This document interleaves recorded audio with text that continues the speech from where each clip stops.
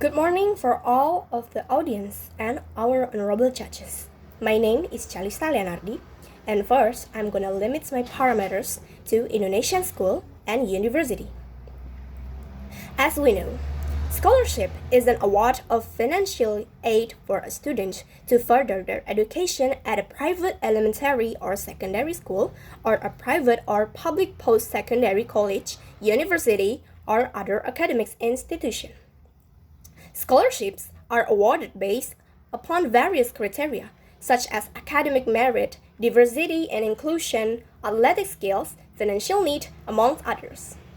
But mostly, we saw scholarship is granted based on academic merit or athletic skills, without knowing the financial background of receiver. As long as they have a good athletic skill such as champion or an academic merit such as first rank in school or first rank in whatever competition they're in, they could granted a scholarship. But I think scholarship should be given to those who financially necessary. They who want to continue their education to college but didn't have enough money, those who want to go to college but instead they working in young age because of bad economics life. They only know basic education and can't continue to pursue their dream to become highly paid profession. There's much of them in Indonesia. Ladies and gentlemen, there's a lot of young women or men in a village who can't get to school because the education's price is very expensive. It makes the uneven distribution of education in Indonesia. Ladies and gentlemen, do you know that there are many cases of inequality in education in Indonesia? And this is caused by many factors, and one of them is financial inadequacy. But how unfortunate they are. Young teenagers who desperately want to go to school but can't afford to pay. While the money that should be able to help them is given to people who excellent in academic but good in terms of finance. It is very not fair, isn't it?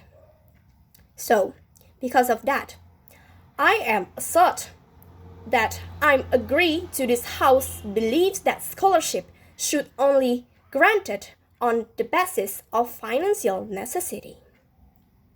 School is very needed from many aspects, such as socio-cultural aspect, educational aspect, and even law aspects. By not fulfilling these rights, we indirectly have assured their rights to go to school and get an education. If more and more scholarships are given to people who are good at academics without knowing their background, whether rich or poor, the more inequality in education will occur. Scholarships given to outstanding people should be called prizes, not scholarship. Because scholarship should be given to people who can afford it, who can afford school, but have a passion for higher education. What if there should be children who excel but they can't afford to go to school? They can make the name of any school proud. If scholarships are given to them because they have high learning intention but are poor in finance, they can't make a school's achievements shine. Wouldn't it be unfortunate if children with high learning intention did not get their rights to education just because of financial inequality? Don't you know that there are 4 million Indonesian children who have to be determined every year because they are not financially sufficient? They're not determined by themselves. They determined from school because they don't have enough money to pay more or seek higher education. Those who should be able to become teachers, become doctors, become pilots for their welfare of the country must bury their dreams deep down because they cannot take higher schools. If they get enough education, Then they will advance the country's economy and no one will have trouble going to school because of financial aid inadequacy. Can you imagine if those 4 million Indonesian child got a scholarship to continue their education? Maybe they become a pilot, they could become a professor, they could become a doctor, a teacher for more education, for more Indonesian education.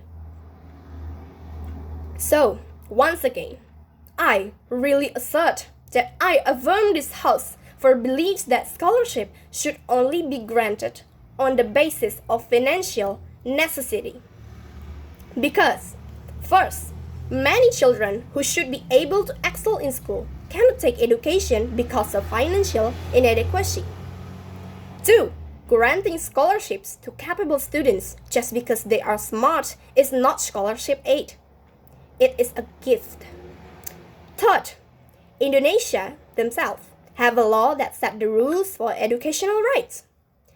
The 1945 Constitution, Articles 31, Paragraphs 1 and 2, which reads that every citizen has the right to have education and every country is obliged to attend basic education and the government is obliged to pay for it.